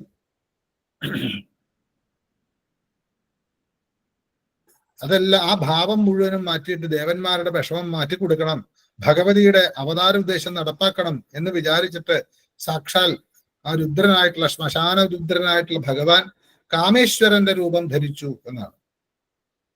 സുന്ദര പുരുഷനായിട്ടുള്ള സുന്ദരേശ്വരൻ എന്ന രീതിയിൽ വേഷം മാറിയിട്ട് രൂപം ധരിച്ച് ദേവന്മാരുടെ ഇടയിൽ വന്ന് പ്രത്യക്ഷനായി. ഈ സമയത്ത് ഭഗവതി തന്റെ അവതാര ഉദ്ദേശം അറിയാവുന്ന ഭഗവതി തന്റെ കയ്യിലിരിക്കുന്ന വരണമാല്യം ആകാശത്തേക്ക് ചുഴറ്റി എറിഞ്ഞു എന്നും അത് കറങ്ങിവെന്ന് കാമേശ്വരനായിരിക്കുന്ന മഹാദേവന്റെ കഴുത്തിൽ വീണു എന്നും ആ ഒരു ലീലയിൽ മഹാദേവനെ വരണമാല്യം അണിയിച്ചുകൊണ്ട് മഹാദേവി ലളിതാ പരമേശ്വരി ഒന്ന് കോങ്കണ്ണിട്ടിട്ട് ഏറ് കണ്ണിട്ട് നോക്കി ഒന്ന് പുഞ്ചിരിച്ചു. ആ സമയത്ത് മഹാദേവൻ ആ പുഞ്ചിരിയിൽ അലിഞ്ഞുപോയി എന്ന് പറയുന്ന ആ ഒരു കഥാസന്ദർഭത്തെയാണ് ഈ മന്ത്രത്തിലൂടെ ഇവിടെ അവതരിപ്പിച്ചിട്ടുള്ളത്. പക്ഷെ അതുകൊണ്ടാണ് അത് കണ്ടു എന്നാണ് പശുജ്ഞാതി വാഗ്ദേവൻ എഴുതി വന്നപ്പോ ഇങ്ങനെ കണ്ട് ആ ചുണ്ടിന് വന്നപ്പോ അമ്മ ചിരിച്ചില്ലേ. ആ ദേവി പ്രത്യക്ഷപ്പെട്ട സമയത്ത് മഹാദേവൻ സുന്ദരേശ്വരനായിട്ട് വന്ന് വരണമാല്യം ആകാശത്തേക്ക് വലിച്ചെറിഞ്ഞ് അമ്മയുടെ കയ്യിൽ നിന്ന് പോയ ആ എറിഞ്ഞ വരണമാല്യം കൃത്യം കാമേശ്വരന്റെ കഴുത്തിൽ വീണപ്പോ ഒന്ന് നോക്കിയിട്ട് അമ്മ ചിരിച്ചപ്പോ മഹാദേവൻ വല്ലാതെ ആയിപ്പോയി നമ്മൾ കണ്ടതല്ലേ. നമുക്ക് എഴുതാം മന്ദസ്മിത പ്രഭാപൂരമജ്ജത് കാമേശമാനസ. അതുകൊണ്ടാണ് ഈ വരി വന്നത് എന്ന് വ്യാഖ്യാതാക്കളും പുരാണങ്ങളും പറയുന്നു. പക്ഷെ ഇവിടെ എനിക്ക് പറയാനുള്ളത് കാമേശന്റെ മനസ്സ് എങ്ങനെ ഇളക്കാൻ പറ്റും? അപ്പൊ ശരിയായ ധർമ്മത്തിലൂടെ പോയിട്ടില്ല എന്നർത്ഥം. മഹാദേവൻ അല്ല എന്നർത്ഥം. അപ്പൊ കിരാതമൂർത്തിയായിട്ട് അവതരിച്ച മഹാദേവന് പലതും ചെയ്യാം, അഘോരമൂർത്തിയായിട്ട് ജനിച്ച, അങ്ങനെ ശരഭനായിട്ട് ജനിച്ച, അല്ലെങ്കിൽ വടുക ഭൈരവന, ഒരുപാട് ശിവന്റെ അവതാരങ്ങളുണ്ട്. അതിനൊക്കെ അതിൻ്റെതായിട്ടുള്ള ധർമ്മമുണ്ട്. കാമേശന്റെ ധർമ്മം എന്താ? ഒരു ധർമ്മം ഇല്ല, ഈ പ്രപഞ്ചം ഇല്ല അവിടെ. കാരണം കാമത്തെ അതിക്രമിച്ചവനാണ്. കാരണം പ്രപഞ്ചം തന്നെ സ്വകാമയത എന്നാണ്, കാമത്തിലൂടെയാണ് ഉണ്ടായത്. ആ കാമത്തെ ഉണ്ടാക്കിയതാരാണ്? സ അകാമയതാണ്. ആ സ എന്ന് പറയുന്നതാണ് സാക്ഷാൽ സദാശിവൻ.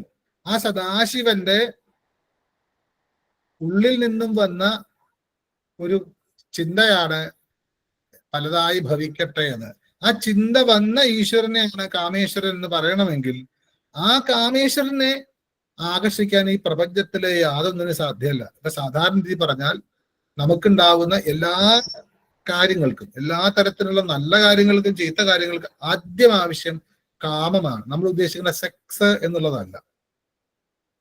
കാമദേവനാണ് ഈ പ്രപഞ്ചത്തെ സൃഷ്ടിക്കുന്നതെന്ന് പറയുന്നു, ബ്രഹ്മാവല്ല. ബ്രഹ്മാവിന്റെ മാനസപുത്രനായിട്ടുള്ള കാമദേവനാണ് പഞ്ചബാണങ്ങളുമായി രതി എന്ന ശക്തിയോട് കൂടിയിട്ട് പ്രപഞ്ചം മുഴുവനും ഇരുന്നുകൊണ്ട് ബ്രഹ്മദേവന്റെ ആഗ്രഹപ്രകാരം സൃഷ്ടിക്കുന്നു. ആ കാമദേവനെയാണ് തന്റെ ത്രിനേത്രത്തിൽ നിന്നുള്ള അഗ്നിജ്വാല കൊണ്ട് നശിപ്പിച്ച് കാമദേവനെ ഇല്ലാതാക്കിയതാണ്. കാമത്തെ ഇല്ലാതാക്കി, അങ്ങനെ കാമാരിയായിട്ടിരുന്നു. ഇവിടെ കാമാരി എന്നല്ല പറഞ്ഞ കാമേശാണ്. അങ്ങനെയുള്ള കാമദേവനോട് ദേഷ്യം വന്നിട്ടുണ്ടെങ്കിൽ ആ ക്രോധത്തിന്റെ പുറകിൽ ആ മഹാദേവന് പോലും ഒരു കാമം ഉണ്ടാവും. കാരണം എന്താ? എനിക്കൊന്നും വേണ്ട, സതീദേവി പോയി, ഇതെനിക്ക് ജീവിതം വേണ്ട, എന്റെ ധർമ്മം ഞാൻ മറന്നു. സംഹാരധർമ്മം മറന്നതാണ് മഹാദേവൻ ചെയ്ത അന്ന് തെറ്റ് എന്ന് പറഞ്ഞാൽ തെറ്റ്. അവിടെ ഉണ്ട് ഒരു തന്നിഷ്ടം, അല്ലെ? അതൊരു അവതാര രൂപത്തിലാണെന്നാണ് പറയുന്നത് പുരാണങ്ങളെല്ലാം. മഹാദേവനാണ്. ഈ മഹാദേവന്റെ ഏറ്റവും ഉയർന്നൊരു ഭാവം ഉണ്ടെങ്കിൽ അത് സുന്ദരേശ്വരനാണ്, അല്ലെ കാമേശ്വരനാണ്. ആ കാമേശ്വരന്റെ മോളിലേക്ക് ചിന്തിച്ചാൽ മാത്രമേ സദാശിവഭാവത്തെ മനസ്സിലാവൂ. അപ്പോ കാമം എന്ന് പറയുന്നുണ്ട്, കാമേശൻ എന്ന് പറയുന്നുണ്ട്. ഈ കാമത്തിന്റെ മുഴുവൻ കാമയത ബഹുസ്യാം പ്രജായേയ, അവൻ ആഗ്രഹിച്ചു, കാമിച്ചു, ഞാൻ പലതായി ഭവിക്കട്ടെ എന്ന് പറയുന്ന ആ കാമത്തിന്റെ ഈശൻ ആരാണ്? അത് മഹാദേവനാണ്. ആ കാമം ഉണ്ടായത് പോലും ഫസ്റ്റ് ഈ പ്രപഞ്ചത്തിൽ ബ്രഹ്മാണ്ടത്തിൽ ആദ്യമായിട്ട് ആഗ്രഹം ജനിച്ച പുരുഷനാണ് എന്ന് പറയുന്ന മഹാദേവൻ, അല്ലെ സദാശിവൻ. ആ കാമേശന് ഈ പ്രപഞ്ചം മുഴുവൻ തന്റെ സങ്കല്പം കൊണ്ടുണ്ടായതാണെങ്കിൽ അത് കാമേശനെ ഒരിക്കലും ബാധിക്കില്ല, ആകർഷിക്കില്ല. പക്ഷെ ദേവിയുടെ ഒരു ചിരി, ഒരു പുഞ്ചിരി മഹാദേവനെ മുക്കിക്കളഞ്ഞെങ്കിൽ ആ മഹാദേവിയുടെ മഹാമായയുടെ ശക്തി ആലോചിച്ച് നോക്കാം. മഹാകാമേശനെ പോലും, കാമത്തെ ജയിച്ച കാമേശനെ പോലും തന്റെ ചെറിയ പുഞ്ചിരി കൊണ്ട് വശത്താക്കിയ ഭഗവതി എന്ന് പറയുമ്പോൾ അത്യുജ്വലമായിട്ടുള്ള, എന്താ പറയണ്ടേ, പ്രപഞ്ചത്തെ മുഴുവൻ ഒരു നോട്ടം കൊണ്ട്, ഒരു ചെറിയ ചിരി കൊണ്ട് ഇല്ലാതാക്കാനും മുക്കിക്കളയാനും സൃഷ്ടിക്കാനും കഴിയുന്നതാണ്. ഈ കാമദേവനെ ദഹിപ്പിച്ച സമയത്തും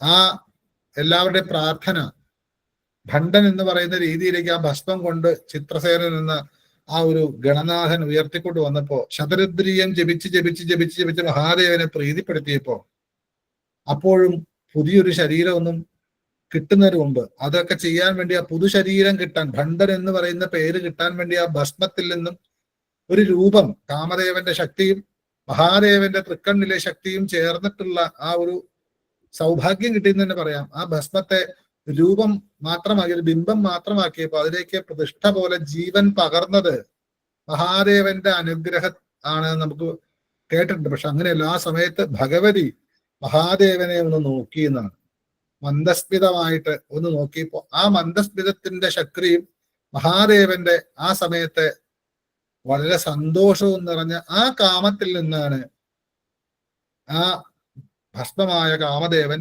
ഭണ്ഡൻ എന്ന പേരിലേക്ക് ഉയർത്തെഴുന്നേറ്റത്, അല്ലെ? അങ്ങനെയുള്ള ആ ചിരി എത്ര ക്രോധഭാവത്തിലിരിക്കാനാണെങ്കിലും, ഏതെല്ലാം തരത്തില് ക്രോധം കൊണ്ട് ജ്വലിക്കുന്ന അവസ്ഥയിലാണെങ്കിലും ഭഗവതിയുടെ ഒരു ചിരി കൊണ്ട് കാമായാലും ക്രോധായാലും ലോഭായാലും മോഹായാലും മതമായാലും മാത്സര്യമായാലും ഇല്ലാതായി തീരും എന്ന് പറയുന്നു. നമ്മുടെ രീതിക്കും നമ്മൾ എത്ര കാര്യങ്ങൾക്കൊന്നും വ്രതം നോക്കണു, അല്ലെ? അതുപോലെ തന്നെ ഒരിക്കലും നോക്കണു, പല കാര്യങ്ങളും വേണ്ടാന്ന് വെക്കണം, ഇഷ്ടമില്ലാത്തതിനെ സ്വീകരിക്കുകയും ഇഷ്ടമുള്ളതിനെ ത്യജിക്കുകയുമാണ് ത്യാഗം. ത്യാഗേ അമൃതത്വ മാനസം എന്നൊക്കെ നമ്മൾ പറയുന്നുണ്ട്. പക്ഷെ അതിനൊക്കെ ഒരു കാമം വേണം, അല്ലെ? ഒരിക്കൽ വേണം, വ്രതമെടുക്കണം, ത്യാഗം വേണം. അതിന്റെ പുറകിലൊക്കെ ആലോചിച്ച് നോക്കൂ, ഒരാഗ്രഹമാണ്. സച്ചിന്തയായാലും ദുഷ്ചിന്തയായാലും മോക്ഷത്തിന്റെ തൊട്ട് തലേ നിമിഷം വരെ ഈ കാമം നമ്മുടെ മായ നമ്മളെ പിന്തുടരും. അങ്ങനെയുള്ള പ്രപഞ്ചത്തിന്റെ കാമത്തെ പോലും കീഴടക്കി അതിന് കാമത്തെ സൃഷ്ടിച്ച വ്യക്തി എന്ന രീതിയിൽ, കാമേശൻ എന്ന രീതിയിൽ പോലുമുള്ള ആ മഹാദേവൻ പോലും മഹാദേവിയുടെ ഒരു ചെറുപുഞ്ചിരിയിൽ മുങ്ങിപ്പോയി. ആ ചിരിയുടെ മഹത്വമാണ് അവിടെ. മഹാദേവനെ മോശാക്കാനല്ല ഇവിടെ, മഹാദേവിയുടെ ചിരിയുടെ ശക്തിയെ കുറിച്ച് പറയാണ്. മന്ദസ്മിത പ്രഭാപൂരമജ്ജത് കാമേശമാനസ എന്ന് പറഞ്ഞ് അവസാനിപ്പിച്ചത്. ഇവിടെ കാമം എന്നുള്ള വിഷയമാണ് പ്രധാനമായിട്ടും താത്വികമായിട്ട് എടുക്കേണ്ടത്. കാരണം അമ്മ ഒന്ന് ചിരിച്ചു കഴിഞ്ഞാൽ നമ്മൾ എന്തെല്ലാം തരത്തിൽ മസില് പിടിച്ചാലും അമ്മ ഒന്ന് ചിരിച്ചാൽ മതി, ഉള്ളറിഞ്ഞ ഉള്ളൊന്ന് അവന്റെ ഒരു ഉപാസന, അവന്റെ ഒരു തപസ് കാണാം എന്ന് വിചാരിച്ച അമ്മ ഒന്ന് വെറുതെ പുഞ്ചിരിച്ചാൽ മതി, നമ്മുടെ എല്ലാം പൊട്ടിപ്പോകും, എല്ലാ പ്രതിജ്ഞകളും പോയി പോകും, എല്ലാം നമ്മൾ മറന്നു പോകും. ഈ പ്രപഞ്ചത്തിലെ വീണ്ടും നമ്മൾ അല്ലെ ദൈവമഹാത്മ്യത്തിലൊക്കെ പറയുന്നില്ലേ, എന്താ വിവേകദീപേഷു ആദ്യേഷു വാക്യേഷു ചകാതന്യാം മമത്വകർത്തേതി അല്ലെ, വിവേകദീപം തന്ന് നമ്മളെ നല്ല വഴിക്ക് നടത്തുന്നുള്ള അമ്മാണ്. മമത്വകർത്തേതി മഹാന്ധകാരേ വിഭ്രാമയത്തേത് അതീവ വിശ്വം. മമത്വം എന്നുള്ള മഹാപട്ടുകുഴിയിലേക്ക് തള്ളിയിടുന്നതും അമ്മ തന്നെയല്ലേ എന്ന് പറയുന്ന പോലെ അമ്മയുടെ കയ്യിലെ പാശമോ അങ്കുശമോ അല്ലെങ്കിൽ ഈ കരിമ്പുവില്ലോ പഞ്ചതന്മാത്ര സഹായമോ ഒന്നും ആവശ്യമില്ല. അമ്മ ചിരിക്കു പോലെ വേണം. അമ്മ അറിഞ്ഞ ഒന്ന് ചെറിയൊരു പുഞ്ചിരിച്ചാൽ മതി, ഈ പ്രപഞ്ചം മുഴുവനും പുഷ്കലമാകും, പ്രപഞ്ചമെല്ലാം നിശ്ചലവുമാകും. അമ്മയുടെ ചിരിക്ക് അത്രയും പ്രാധാന്യമുണ്ട്. അങ്ങനെയുള്ള ആ ചിരി കൊണ്ട് കാമേശൻ പോലും മുങ്ങിപ്പോയിട്ടുണ്ട്. അങ്ങനെയുള്ള കാമേശനെ പോലും മുക്കിക്കൊന്ന മയക്കിക്കൊന്ന ചെറുപുഞ്ചിരിയോടുള്ള അമ്മയ്ക്ക് നമസ്കാരം. മന്ദസ്മിത പ്രഭാപൂരം അജ്ജത് കാമേശമാനസ. അപ്പൊ അവിടെ ചുണ്ട് കഴിഞ്ഞു. അടുത്ത് താഴോട്ട് ചിന്തിക്കുമ്പോൾ എന്താണ് നമുക്ക് കാണാൻ സാധിക്കുന്നത്? നമ്മുടെ താടിയാണ് അല്ലെ, ഈ ഭാഗമാണ്. ഇതിന് ചുബുകം എന്ന് പറയുന്നുണ്ട്, ചിബുകം എന്ന് പറയുന്നുണ്ട്. അതിനെ കുറിച്ചിട്ടാണ് അടുത്ത ശ്ലോകത്തിൽ പറയുന്നത്. അപ്പൊ നമ്മൾ കണ്ട് വന്ന് അമ്മയുടെ ചിരി. അപ്പൊ നമുക്ക് ഇതിലൂടെ നമുക്ക് മനസ്സിലാക്കേണ്ടത് നമ്മുടെ ചിരി ഒന്നുമല്ല. നമ്മളൊക്കെ എന്തൊക്കെയോ അർത്ഥം വെച്ച് ചിരിക്കാനേ നമുക്ക് പറ്റൂ. നിഷ്കളങ്കമായി ചിരിക്കാൻ കൊച്ചു കുഞ്ഞുങ്ങൾക്ക് പറ്റും. അവർക്ക് വെറുതെ ഒന്ന് അവർ ചിരിക്കണ നമ്മളും കൂടി ചിരിച്ചു പോകും അല്ലെ. കൊച്ചു കുഞ്ഞുങ്ങള് ഉണ്ടായിട്ട് കുറച്ച് ചിരിക്കാറാവുമ്പോ ഉള്ള കുഞ്ഞുങ്ങൾ അത് സ്വപ്നത്തിൽ ഉറങ്ങുമ്പോ പോലും ചിലപ്പോൾ കൊച്ചു കുട്ടികളെ ചിരിക്കുന്നത് കാണും. ഉള്ളിലുള്ള അതേ നിഷ്കളങ്ക ഭാവം പുറത്തേക്ക് പുഞ്ചിരിയോടെ കാണിക്കുക കൊച്ചു കുഞ്ഞുങ്ങൾക്കേ പറ്റും. ആ നിഷ്കളങ്കത, ആ നിഷ്കാമത, അതിനാണ് ശരിക്കും സ്നേഹം, പ്രേമം എന്നൊക്കെ പറയാം. അതിനാണ്. അങ്ങനെയുള്ള അമ്മയുടെ ചുണ്ടിലുള്ളത്. ആ ചുണ്ടാണെങ്കിൽ അതീവ ചുമപ്പാണ്. പിന്നെ കർപ്പൂരക വീടിയെ കഴിച്ചതിന്റെ ചുമപ്പുണ്ട്. ആ ഉള്ളിന്റെ ഉള്ളിലെ ശുദ്ധവിദ്യ പോലെയുള്ള 10-32 പല്ലിന്റെ പ്രകാശമുണ്ട് അല്ലെ. ആ അമ്മയുടെ സ്വരമാധുര്യത്തിന്റെ പ്രകാശമുണ്ട്. ഇതെല്ലാം കൂടെ, അല്ലെങ്കിൽ നമുക്കൊക്കെ എന്റെ ഉള്ളിൽ എന്താണോ ഉള്ളത് അതൊക്കെയാണ് നാവിലൂടെ പുറത്തു വരും. പക്ഷെ അമ്മയുടെ നാവിൽ നിന്ന് പുറത്തു വന്നാൽ കച്ചടി പോലും മാറ്റിവെക്കുന്ന അത്രയും സ്വാദിഷ്ടമായ സ്വരമാധുര്യമുള്ള ശബ്ദമാണ്. ഇതിന്റെ എല്ലാം കൂടെ ചേർന്നിട്ട് അമ്മ ഒന്ന് ചെറുതായിട്ട് ചിരിക്കുമ്പോ ഈ പ്രപഞ്ച സൃഷ്ടാവായിട്ടുള്ള കാമേശൻ പോലും മുങ്ങിപ്പോവും. അത്രയ്ക്ക് വശ്യമാണ് അമ്മയുടെ ചിരി എന്നർത്ഥം. ആ ചിരി ഇങ്ങനെ വരുന്ന സമയത്ത് കവിള് ചിരിക്കും, മൂക്ക് ചിരിക്കും, കണ്ണ് ചിരിക്കും, പുരികം ചിരിക്കും, നെറ്റി ചിരിക്കും, താടി ഭാഗവും ചിരിക്കും, മുഖം മുഴുവനും ചിരിക്കും ശരിക്കും ചിരിച്ചാൽ. ഇല്ലെങ്കിൽ അങ്ങനെയൊന്നും ചിരിക്കാൻ പറ്റില്ല. അങ്ങനെയുള്ള ആ അമ്മയുടെ ചുണ്ട്, അതിലെ ചിരി താഴത്തേക്ക് പറയാണ്. എന്താണ് അടുത്ത 12-ാമത്തെ ശ്ലോകം, 29-30 മന്ത്രങ്ങള്. അനാകലിത സാദൃശ്യ ചിബുക ശ്രീ വിരാജിത കാമേശബദ്ധ മാംഗല്യ സൂത്ര ശോഭിത കന്ധര. ഇതാണ്. അതില് സമയം 3:52 ഇത് തുടങ്ങി വെക്കാം എന്ന് മാത്രമേ ഉള്ളൂ. ഞാൻ ആ ശ്ലോകം ഒന്ന് ചൊല്ലിയെന്ന് മാത്രമേ ഉള്ളൂ. അനാകലിത സാദൃശ്യ ചുബുക എന്നും ഗ്രന്ഥത്തിലുണ്ടാവും, ചിബുക എന്നും ഗ്രന്ഥത്തിലുണ്ടാവും. രണ്ടും ശരിയാണ്. അനാകലിത സാദൃശ്യ ചിബുക ശ്രീ വിരാജിത കാമേശ, അവിടെ തെറ്റാൻ സാധ്യത വരാം. വിരാജിത, ശ്രീ വിരാജിത, ചിബുക ശ്രീ വിരാജിത, സാദൃശ്യ ചിബുക ശ്രീ വിരാജിത, അനാകലിത സാദൃശ്യ ചിബുക ശ്രീ വിരാജിത. അടുത്ത ദിവസം കുറച്ചുകൂടെ വ്യക്തമായിട്ട് പറയാം. അടുത്ത മന്ത്രം കന്ധര ശോഭിത കന്ധര സൂത്രശോഭിത കന്ധര മാംഗല്യ സൂത്രശോഭിത കന്ധര ബദ്ധമാംഗല്യ സൂത്രശോഭിത കന്ധര കാമേശബദ്ധ മാംഗല്യ സൂത്രശോഭിത കന്ധര. ആ രണ്ടാമത്തെ ശ്ലോകം പലരും തെറ്റിക്കും. കാമേശബദ്ധ മാംഗല്യ സൂത്രശോഭിത കന്ധര അങ്ങനെ ചൊല്ലരുത്. ഇവിടെ കാമേശ ബദ്ധ മാംഗല്യ സൂത്ര ശോഭിത കന്ധര, കാമേശബദ്ധ മാംഗല്യ സൂത്ര ശോഭിത കന്ധര എന്ന് പറഞ്ഞാലേ നമുക്ക് അർത്ഥം പഠിച്ചു കഴിയുമ്പോൾ കൃത്യമായിട്ട് മനസ്സിലാവും. അല്ല കാമേശബദ്ധ മാംഗല്യ എന്ന അക്ഷരങ്ങളുടെ ആ ഒരു താളം വെച്ച് ചൊല്ലരുത്. കാമേശബദ്ധമാംഗല്യസൂത്രശോഭിത ഒരുമിച്ചല്ല, അല്ലെങ്കിൽ കാമേശബദ്ധമാംഗല്യസൂത്രശോഭിത മാംഗല്യസൂത്രം എന്ന് ഒരുമിച്ച് തന്നെ ചെല്ലണം, ഇല്ലെങ്കിൽ തെറ്റായി പോകും. അത് അർത്ഥമൊക്കെ പറയുമ്പോൾ കുറച്ചുകൂടെ നിങ്ങൾക്ക് മനസ്സിലാവും. എന്തായാലും ആദ്യത്തെ അനാകലിത സാദൃശ്യ ചിബുകശ്രീ വിരാജിത, ചിബുകശ്രീ വിരാജിത എന്നാണ് വരിക. കാമേശബദ്ധ മാംഗല്യസൂത്ര ശോഭിത ഗന്ധര, ഇങ്ങനെയാണ് അടുത്ത മന്ത്രം. അതിന്റെ വിവരണം അടുത്ത ദിവസമാവാം. 3:54 ഉണ്ട്. ഞാൻ ഇന്ന് പറഞ്ഞ മന്ദസ്മിത പ്രഭാപൂരമജ്ജത് കാമേശ മാനസ എന്ന് പറഞ്ഞാൽ എന്തെങ്കിലും സംശയമുണ്ട് ചോദിക്കണം. ഞാൻ പറഞ്ഞിട്ട് ഇപ്പൊ തെറ്റ് വരെ ഉണ്ടാവാം, തെറ്റുകൾ വരെ ചൂണ്ടിക്കാണിക്കാം. ഞാനിങ്ങനെ പറയുമ്പോൾ എന്റെ ഉള്ളിലുള്ളത് ഞാൻ ഇങ്ങനെ പറയണമെന്നേ ഉള്ളൂ, ഒന്നും എഴുതി വെച്ചിട്ട് പറയണതല്ല. ലളിതാ സഹസ്രനാമ ബുക്ക് മുമ്പിലുണ്ട്. അത് കുറെ നാളായിട്ട് അതിനെ ഇങ്ങനെ സ്വാധ്യായം ചെയ്യുന്നതുകൊണ്ട് പല കാര്യങ്ങളും എന്റെ കൂടെ കൂട്ടിച്ചേർത്തുന്നുള്ളൂ. എന്തായാലും അമ്മയുടെ ചുണ്ടായി, ഇനി അമ്മയുടെ താടി ഭാഗത്തെ കുറിച്ചാണ് പറയേണ്ടത്. ബാക്കി നമ്മുടെ പാദം വരെ പറയാനുണ്ട്. എന്തെങ്കിലും സംശയം ചോദിക്കാനുണ്ട് ചോദിക്കാം, ഇല്ലെങ്കിൽ നമുക്ക് നിർത്താം.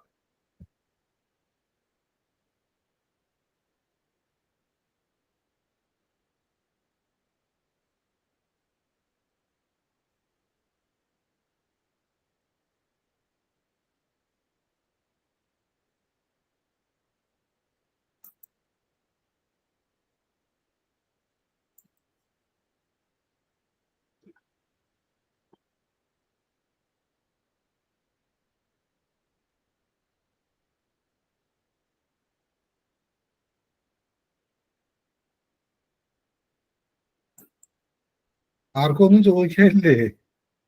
ഇങ്ങനെയാണോ ക്ലാസ്? സംശയം ഉണ്ടാവലാണ് വിദ്യാർത്ഥികളുടെ ലക്ഷണം.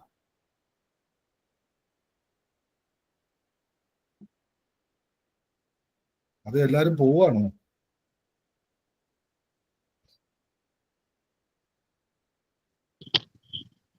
ആചാര്യ നമസ്തേ. എനിക്കൊരു ചോദ്യം. വീഡിയോ കാണുന്നില്ല. വീഡിയോ ഓഫാണ്. പറഞ്ഞോളൂ. വിഷ്ണു സഹസ്രനാമാണോ ലളിത സഹസ്രനാമാണോ, ഏതാണ് ആദ്യം ഉണ്ടായത്? ആദ്യം ഉണ്ടായി ചക്കയാണോ അല്ല മാങ്ങയാണോ മാങ്ങന്റെ ആണോ ആദ്യം ഉണ്ടായി ചോദിച്ചതുപോലെയാണ്. വിഷ്ണു സഹസ്രനാമം എന്തായാലും രണ്ടാമതായിരിക്കും. അത് യുക്തിപൂർവം ശാസ്ത്രയുക്തിപൂർവം തെളിയിക്കാൻ പറ്റുന്ന ഒരു കുറച്ച് കാര്യങ്ങൾ ഉള്ളതുകൊണ്ട് ധൈര്യം പറഞ്ഞതാണ്. എങ്ങനെയാണത്? വിഷ്ണു എന്ന് പറയുന്നത് എവിടെ നിന്നുണ്ടായി? അല്ല, ഇപ്പൊ ദേവിയെ കുറിച്ച് പറഞ്ഞു, ചിദഗ്നികുണ്ഡ സംഭൂതയാണ്. അതിനു മുമ്പ് ഭഗവതി ഉണ്ട്. അപ്പൊ ഭഗവതിക്ക് ആരും സഹസ്രനാമം ഉണ്ടായി കാണില്ല, അറിയില്ല. ഏതെങ്കിലും ബ്രഹ്മാണ്ടത്തിൽ ഉണ്ടാക്കിയോന്ന് അറിയില്ല. ആ ബ്രഹ്മാണ്ടത്തിൽ നിന്നും ഈ ദേവീ ദേവന്മാരുടെ സങ്കടമറിഞ്ഞ് 4 കൈകളോടുകൂടി ചിദഗ്നികുണ്ഡത്തിൽ ഉത്ഭൂതയായിട്ടാണ് ദേവന്മാരുടെ കാര്യത്തിന് വന്നിട്ടാണ് പിന്നീട് ഉള്ള നമ്മൾ സഹസ്രനാമം പുഴയേക്കണം. മറ്റത് എങ്ങനെയാണ്? പ്രപഞ്ചം മുഴുവനും നിറഞ്ഞു നിൽക്കുന്ന പുരുഷനെ കുറിച്ചിട്ടാണ്. വിശ്വസ്മയി എന്നാണ് ആദ്യം. വിശ്വം വിഷ്ണു വഷട്കാരോ ഭൂതഭവ്യ ഭവത് പ്രഭു എന്ന് പറയുന്നത് ഉണ്ടായ പ്രപഞ്ചം, അതായത് നമ്മുടെ ഈ ബ്രഹ്മാണ്ടാണ്. ഇങ്ങനെ അതിൽ സമ്പൂർണമായിട്ട് നിറഞ്ഞു നിൽക്കുന്ന ശക്തി, അത് വിശ്വം തന്നെയാണ്. വ്യാപനോതി വിഷ്ണു. വിഷ്ണു എന്ന് വെച്ചാൽ വിശ്വം വിഷ്ണു. എന്താണ് വിശ്വം എന്ന് വെച്ചാൽ? എന്താ വിശ്വം എന്ന് വെച്ചാൽ? ഇപ്പൊ വിഷ്ണു സഹസ്രനാമത്തിന്റെ വ്യാഖ്യാനം കൊണ്ടുവരും. വിശ്വം വിഷ്ണു വഷട്കാരം എന്താണ്? ഭൂത ഭവ്യ ഭവത് പ്രഭു. ഭൂതകാലം ഭാവി കാലം വർത്തമാനകാലത്തിന്റെ ഒക്കെ പ്രഭു എന്ന് പറയുമ്പോൾ നിലനിൽപ്പിന്റെയാണ്. നിലനിൽക്കണം എന്നുണ്ടെങ്കിൽ ആദ്യം ഉണ്ടാക്കണം. ഒരു സാധനം ഉണ്ടെങ്കിൽ മാത്രമേ അതിനെ പരിപാലിക്കേണ്ട കാര്യമുള്ളൂ. ഉണ്ടാക്കിയത് ആരാണ്? ബ്രഹ്മാവാണ്. അപ്പൊ ബ്രഹ്മാവ് ആദ്യം ഉണ്ടായത്? വിഷ്ണു ആണോ ആദ്യം ഉണ്ടായത്?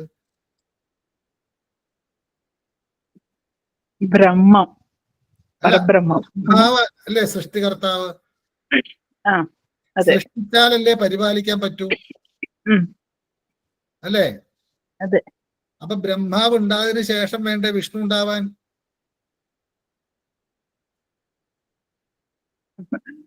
അത് വിഷ്ണു ബ്രഹ്മാവും വിഷ്ണു അല്ലല്ല. ബ്രഹ്മാവ് സൃഷ്ടിച്ച് വിഷ്ണു പരിപാലിച്ച് ശിവൻ സംഹരിക്കുന്നതാണല്ലോ. അപ്പോ ബ്രഹ്മാവാണ് ആദ്യം പ്രപഞ്ചത്തിൽ ഉണ്ടാവേണ്ടത്. ഈ പ്രപഞ്ചം ഉണ്ടാവുന്നതിന് മുമ്പ് ബ്രഹ്മാവ് ഉണ്ടെന്ന് വെച്ചോ. ആ ബ്രഹ്മാവ് പ്രപഞ്ചത്തെ സൃഷ്ടിച്ചു. ആ സൃഷ്ടിച്ചതിനെ സംരക്ഷിക്കാൻ വേണ്ടി ബ്രഹ്മാവിൽ നിന്നും വിഷ്ണു ഉണ്ടായി. ശരിയാണോ? ബ്രഹ്മാവിൽ നിന്നാണോ വിഷ്ണു ഉണ്ടായത്? എനിക്ക് എനിക്കറിയില്ല. ചോദിക്കാനുള്ളത് അതാണ്. എനിക്ക് എനിക്കറിയില്ല. അല്ലല്ല, ഞാൻ പറയട്ടെ, വിഷ്ണുവിന്റെ നാഭിയിൽ നിന്ന് വന്ന താമരയിലാണ് ബ്രഹ്മാവ് ഉണ്ടായത്. അപ്പൊ ബ്രഹ്മാവ് സൃഷ്ടിച്ച പ്രപഞ്ചത്തെ വിഷ്ണു പരിപാലിക്കുക. ആ വിഷ്ണു ആരായിരിക്കും? നാരായണൻ. നാരായണൻ തന്നെയല്ലേ വിഷ്ണു? ഈ മനുഷ്യന്റെ മാർഗമാണ് നാരായണൻ. നരസ്യ അയനമാണ് നാരായണൻ. ഞാൻ പറയണത് ദേവി ആണോ ആദ്യം ഉണ്ടായ, വിഷ്ണു ആണോ വെച്ചാൽ, വിഷ്ണു എന്ന് പറയുന്ന എന്താന്ന് പഠിക്കാതെ നമ്മൾ സാധാരണ കഥ കേട്ടാൽ ശരിയാവില്ല.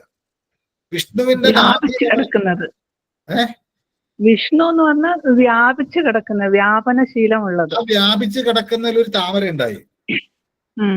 ആ താമരയിൽ ബ്രഹ്മാവിനെ ആര് സൃഷ്ടിച്ചു?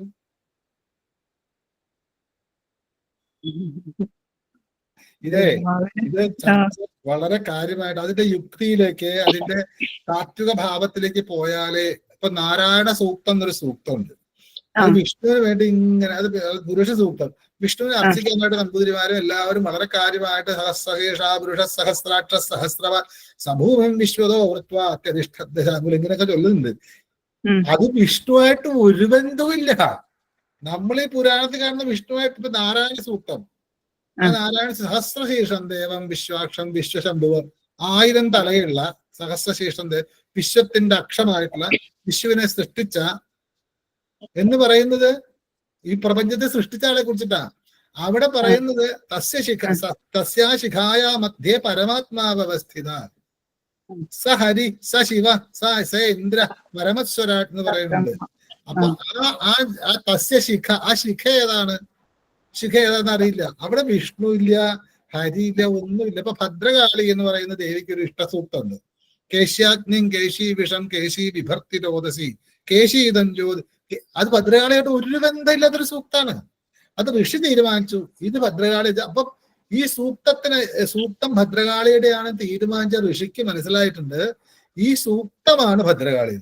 അപ്പൊ എന്താ, കേശി അഗ്നിയാണ്, കേശി വിഷമാണ്, ഇതം കേശി ജ്യോതിരുച്ചത്, ഇത് ജ്യോതിയാണ് എന്ന് പറയുന്ന ഒരു ഉയർന്ന ജന്മമെടുത്ത മനുഷ്യന്റെ മൂലാധാരം മുതൽ സഹസ്രാരം വരെയുള്ള ഉള്ളിലാണ് ഈ ജ്യോതി ഉള്ളത്.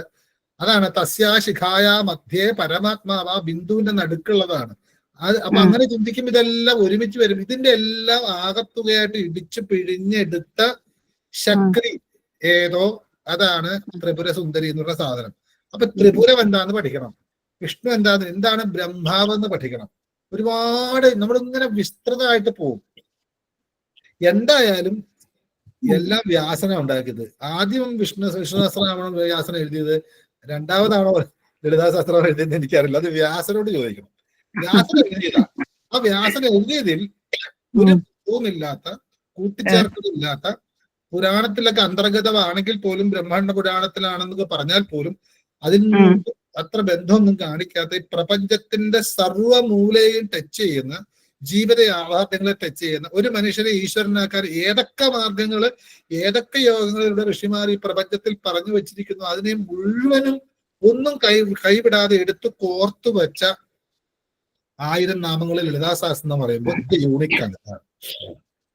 ഇതിനെ ഒരു സഹസ്രം ചോദിച്ചത് ആചാര്യ, ഇത് പിന്നെ ഭീഷ്മ പിതാമഹൻ യുധിഷ്ഠിരന്റെ ചോദ്യത്തിന് ഉത്തരമായിട്ടാണല്ലോ ഈ വിഷ്ണു സഹസ്രനാമം വരുന്നത്. അപ്പൊ അങ്ങനെ വരുമ്പോ അത് യുധിഷ്ഠിരനൊക്കെ ഉണ്ടായിരിക്കുന്നത് കൃഷ്ണന്റെ കാലത്ത്, അതായത് ദ്വാപര യുഗത്തില്. അതേപോലെ ഈ ലളിത സഹസ്രനാമം വശിന്യാദി ദേവതന്മാർ എഴുതിയത്, അത് ഏത് കാലഘട്ടം എന്നായിരുന്നു? ഈ വശിന്യാദി വാഗ്ദേവതമാര് എഴുതിയ ലളിതാ സഹസ്രനാമം കേൾക്കാനായിട്ട് സേവാർത്ഥമാഗതാസ്ത്ര ബ്രഹ്മാണി ബ്രഹ്മകോടയ, കോടി ബ്രഹ്മാണിമാരോടുകൂടി കോടി ബ്രഹ്മാക്കൾ അവിടെ ചെന്നിട്ടുണ്ട്. ലക്ഷ്മി നാരായണാനാംച കോട്ടയ സമുപാഗത, കോടി ലക്ഷ്മിമാരോടുകൂടി കോടി നാരായണന്മാർ അവിടെ ചെന്നിട്ടുണ്ട്. ഗൗരി കോടി സമേതാനാം രുദ്രാണാമപി കോടയ, കോടി ഗൗരിമാരോടുകൂടി കോടി രുദ്രന്മാർ ചെല്ലുമ്പോ രുദ്രാണിയല്ല, ലക്ഷ്മിയല്ല, ഒന്നുമല്ല ഈ സാധനം എന്ന് മനസ്സിലാക്കണം.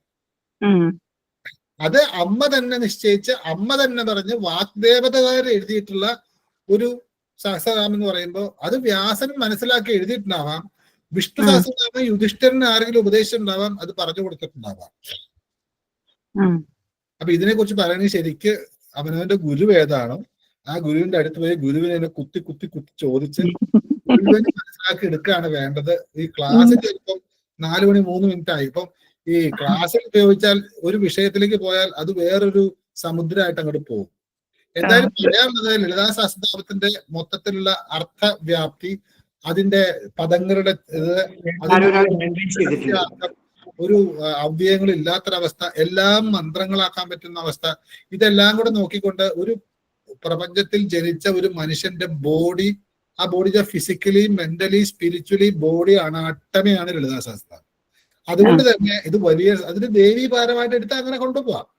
വിഷ്ണു സഹസ്രനാമം എടുത്താല് അത് തന്നെയാണ്, അതിനെ വിഷ്ണുവായിട്ട് എടുത്താൽ ഭക്തിയോടെ ഭജിക്കാം.